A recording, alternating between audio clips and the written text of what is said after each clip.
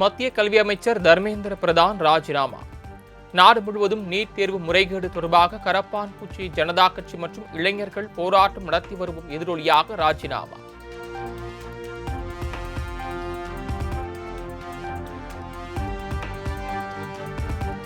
மணிப்பூர் கலவரத்திற்கே பணியாத மத்திய அரசு நீட் தேர்வு முறைகேடுகளுக்கு எதிரான மாணவர்கள் போராட்டத்திற்கு பணிந்தது. பொது போராட்டத்தால் முதல் முயற்சியாக பாஜக ஆட்சியில் அமைச்சர் ராஜினாமா.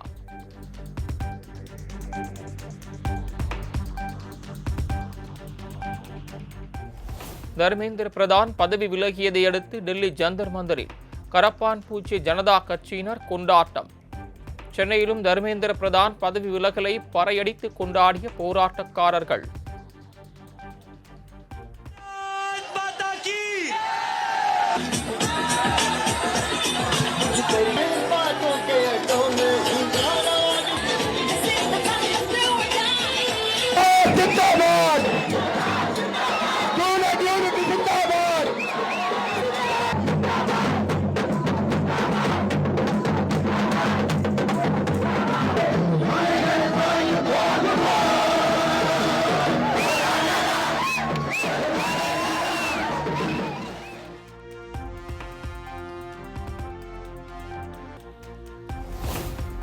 நீட் நாத்தாள் கசிவு விவகாரத்தில் முதல் நாளில் இருந்தே நான் பொறுப்பேற்றேன். இந்த சூழ்நிலையிலிருந்துதான் ஒருபோதும் விலகவில்லை. தமது ராஜினாமா கடிதத்தில் தர்மேந்திர பிரதான் விளக்கம்.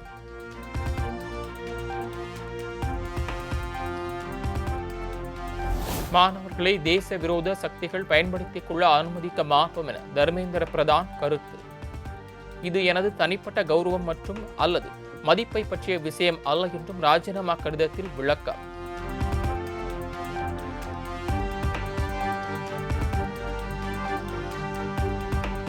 தர்மேந்திர பிரதான் ராஜினாமாவை தொடர்ந்து ஜனநாயகம் வென்றது, கரப்பான் பூச்சிகள் வென்றன என அக்கட்சி எக்ஸ் தளத்தில் பதிவு. மாணவர்களின் சக்தி என்றும் நீடிக்கும் எனவும் கருத்து.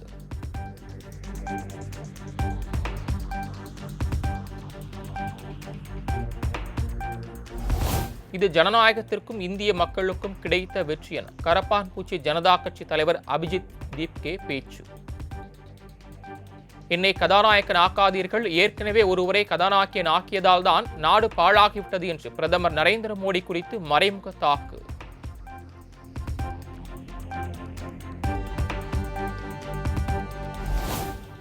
தர்மேந்திர பிரதான் ராஜினாமா செய்திருந்தாலும் எங்களின் மேலும் 2 கோரிக்கைகள் நிறைவேறும் வரை போராட்டம் தொடரும்.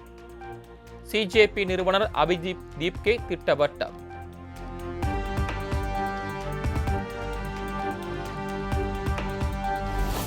நீட் தேர்வு ரத்தால் தற்கொலை செய்து கொண்ட மாணவர்களின் குடும்பங்களுக்கும் தலா 1 கோடி நிவாரணம் வழங்க வேண்டும் என சிஜேபி வலியுறுத்தல்.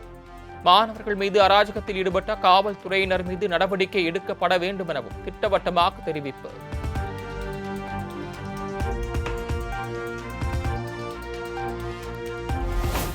மத்திய அமைச்சர் தர்மேந்திர பிரதான் பதவி விலகிய நிகழ்வு ஜனநாயகத்திற்கு கிடைத்த மிகப்பெரிய வெற்றி. ஜென்சி மற்றும் கரப்பான் பூச்சி ஜனதா கட்சியினருக்கு நன்றி என சோனம் வாங்சுக் நிகழ்ச்சி பதிவு.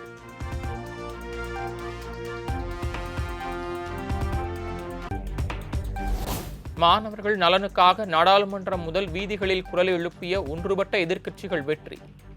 மத்திய கல்வித்துறை அமைச்சர் தர்மேந்திர பிரதான் ராஜினாமாவை வரவேற்று காங்கிரஸ் தலைவர் மல்லிகார்ஜுனா கார்கே பேட்டி.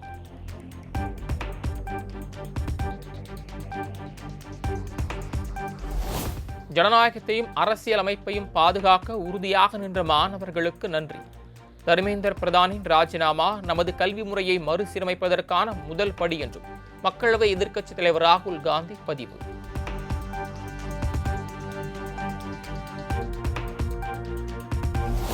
தனி மனிதனாலோ ஒரு தலைவராலோ அல்லது ஒரு சர்வாதிகாரியாலோ இந்திய மக்களின் மன உறுதியை தகர்க்க முடியாது என்பதை மாணவர்கள் நிரூபித்துள்ளனர். இங்கு மக்களின் விருப்பமே முக்கியம் என்றும் தர்மேந்திர பிரதான் பதவி விலகலை சுட்டிக்காட்டி பிரியங்கா காந்தி பெருமிதம்.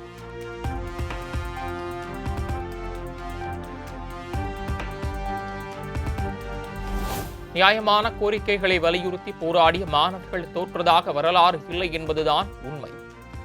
நீட் தேர்வை ரத்து செய்ய கோரி சென்னையில் நடந்த போராட்டத்தில் சிபிஐ மாநில செயலாளர் வீரபாண்டியன் பேச்சு. அறவழி போர் காந்தி துவக்கிய அறவழி போர். இந்த போருக்கு வலிமை அதிகம். நிறைவில் இந்த போர் தான் வெல்லும். நான் உங்களிடம் அனுமதித்தால் ஒரு வேண்டுகோள், இது நாளை மறுதினம் இந்த பிரச்சனை தீர்ந்துவிடும். அமைச்சர் நிச்சயமாக பதவி விலகுவார். ஒன்றிய அரசு பணியும்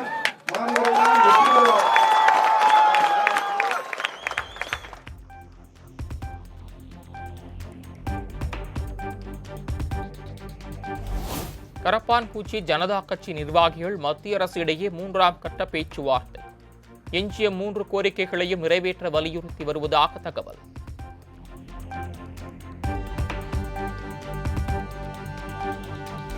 காவிரி நீருக்காக கர்நாடக அரசுடன் பேச்சுவார்த்தை எனும் சதிவலையில் தமிழ்நாடு முதலமைச்சர் சிக்கக்கூடாது என திமுக தலைவர் மு.க. ஸ்டாலின் வலியுறுத்தல். பேச்சுவார்த்தைக்காக கர்நாடகாவுக்கு செல்லும் முடிவை முதலமைச்சர் விஜய் மறுபரிசீலனை செய்ய வேண்டும் எனவும் வேண்டுகோள்.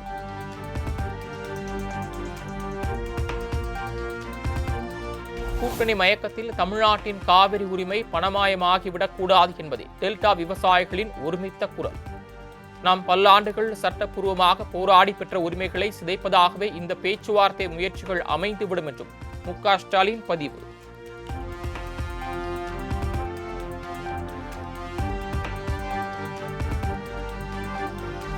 காவிரி விவகாரத்தில் நமது உரிமையை விட்டுக் கொடுக்க மாட்டோம் என அமைச்சர் நிர்மல்குமார் திட்டவட்டம். முதலமைச்சரின் கர்நாடக பயணத்திற்கு பல தரப்பும் எதிர்ப்பு தெரிவித்து வரும் நிலையில் அமைச்சர் விளக்கம். மேகதாது விவகாரத்தில் முதல்வர் கடந்த 1 மாதங்களாக பல கட்ட ஆய்வுகள் எல்லா இதில் லீகல்லையும் சட்ட வல்லுநர்களையும் எல்லா அளவுலையும் பல ஆய்வுகளை பல ஆலோசனைகளை மேற்கொண்டு வருகிறார். கண்டிப்பாக ஆக்கப்பூர்வமான விஷயங்கள், நமக்கு விவசாயிகளுக்கு தேவையான தண்ணீரை கிடைக்கணும், அதே நேரத்தில் நம்மளுடைய உரிமையை விட்டுக் கொடுக்கக்கூடாது. அதுக்கு தேவையான அனைத்து நடவடிக்கையும் முதல்வர் ஸ்ட்ராங்காக எடுப்பேன். அதில் எந்த மாற்று கருத்து கிடையாது. நம்மளை தவிர வேற யாரும் எடுக்க முடியும்.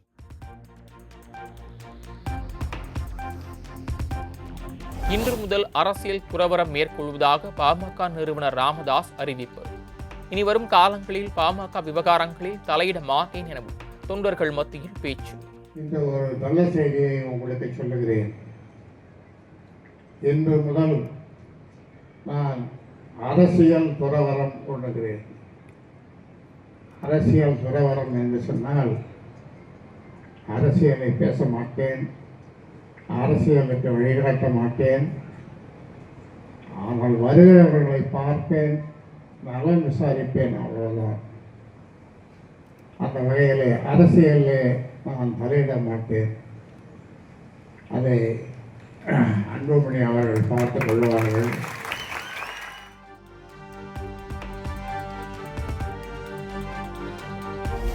எண்பத்தி 8வது பிறந்த நாளை கொண்டாடினார் பாமக நிறுவனர் டாக்டர் ராமதாஸ். தந்தையின் பிறந்த நாளில் 88 மரக்கன்றுகளை நட்டு வைத்த அன்புமணி தந்தையுடன் ஒரே காரில் பயணம்.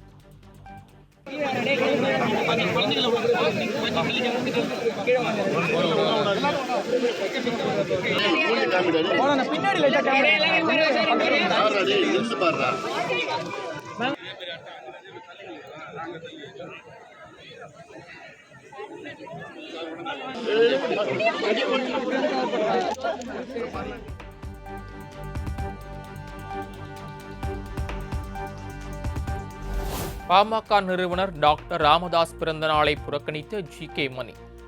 ராமதாஸ் குடும்பத்தினர் மற்றும் அன்புமணி குடும்பத்தினர் அனைவரும் உள்ள நிலையில் ஜி.கே. மணி புறக்கணிப்பு.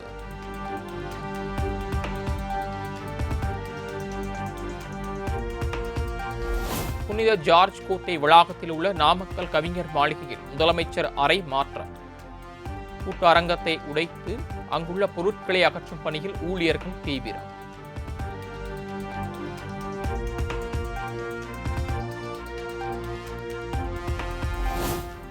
கள்ளக்குறிச்சி தென் சென்னை மாவட்ட அதிமுக நிர்வாகிகளுடன் எடப்பாடி பழனிசாமி ஆலோசனை. நடந்து முடிந்த சட்டமன்ற தேர்தல் தோல்வி குறித்து நிர்வாகிகளுடன் விவாதம்.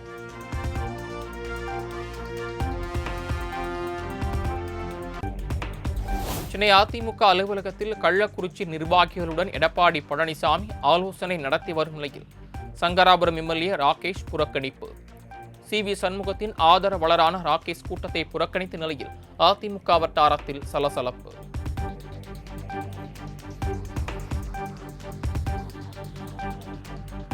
கடந்த அதிமுக ஆட்சியில் தனது தலைமையில் நடந்த 4 ஆண்டு காலத்தில் எந்தவித கடனும் வாங்காமலேயே ஆட்சி நடத்தியதாக எடப்பாடி பழனிசாமி பேச்சு. திமுக கஜானாவை காலி செய்துவிட்டு சென்றிருப்பதால் தற்போதைய தாவேக ஆட்சியாளர்கள் திணறி வருவதாகவும் ஆலோசனை கூட்டத்தில் பேசியதாக தகவல்.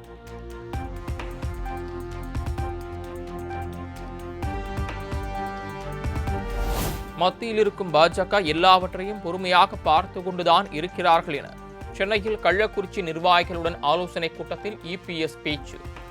மற்ற மாநிலங்களில் என்ன நடந்தது என்பது நமக்கு நன்றாக தெரியும். ஆகவே உள்ளாட்சி தேர்தலில் அனைவரும் கவனம் செலுத்த வேண்டும் என்றும் நிர்வாகிகளுக்கு அறிவுறுத்தல்.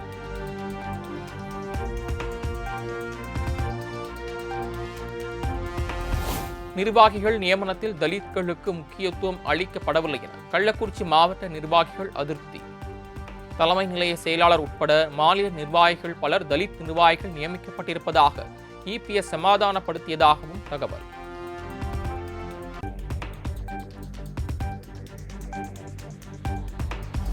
முன்னாள் அமைச்சர் செந்தில் பாலாஜியிடம் ஆட்சி கவிழ்ப்பு புகார் தொடர்பாக போலீசார் விசாரணை நிறைவு.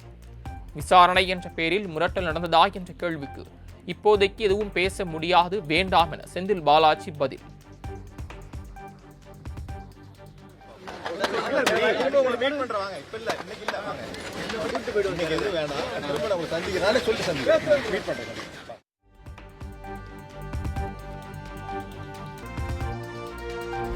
பழனி கோயிலுக்கு சொந்தமான 100 கோடி ரூபாய் மதிப்பிலான நில மோசடி விவகாரத்தில் தாவேக அரசை கண்டித்து முன்னாள் அமைச்சர் திண்டுக்கல் சீனிவாசன் தலைமையில் அதிமுக ஆர்ப்பாட்டம். நில மோசடி வழக்கை சிபிஐ விசாரணைக்கு உத்தரவிட வலியுறுத்தி அதிமுகவினர் முழக்கம். இது கண்டிப்பா பெரிய விஷயமா போய் சேரும். தொடர்ந்து இந்த போராட்டம் நடந்து கொண்டுதான் இருக்கும். இதோட அமைச்சர்களாக இருந்தவர்கள்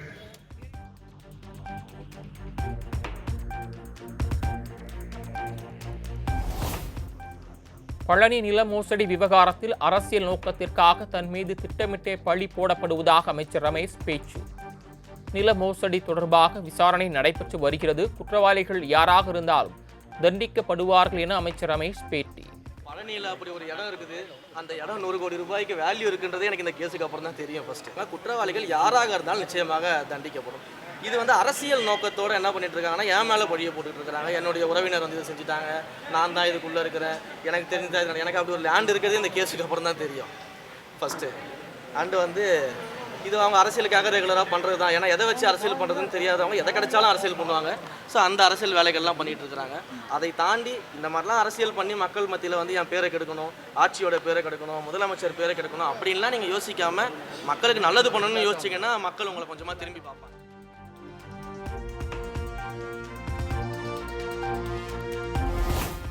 இந்து சமய அறநிலையத்துறை கட்டுப்பாட்டில் உள்ள கோயில்களில் புதிதாக பிரதிஷ்டை செய்து கொடிமரங்கள் வைப்பதற்கு புதிய வழிகாட்டு நெறிமுறைகளை வெளியிட்டது தமிழ்நாடு அரசு.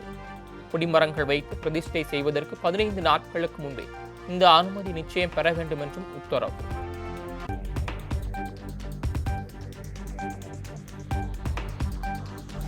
ராமநாதபுரம் மாவட்டம் பரமக்குடி அருகே வேந்தோணி கண்மாயில் அனுமதியின்றி மணல் கடத்தல். 40க்கும் மேற்பட்ட டிராக்டர்களில் மணல் ஏற்றிச் செல்லும் ட்ரோன் காட்சி.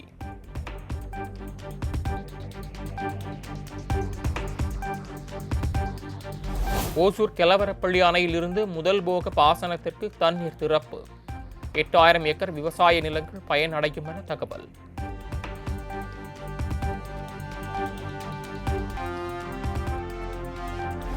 திருத்துறைப்பூண்டியில் மாட்டு வண்டி ஊர்வலத்துடன் தேசிய பாரம்பரிய நெல் திருவிழா தொடக்கம்.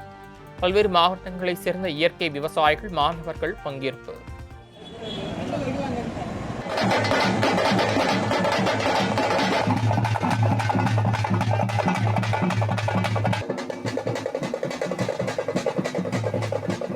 ஜெயராமன் அவருடைய திருவுருவ படமும்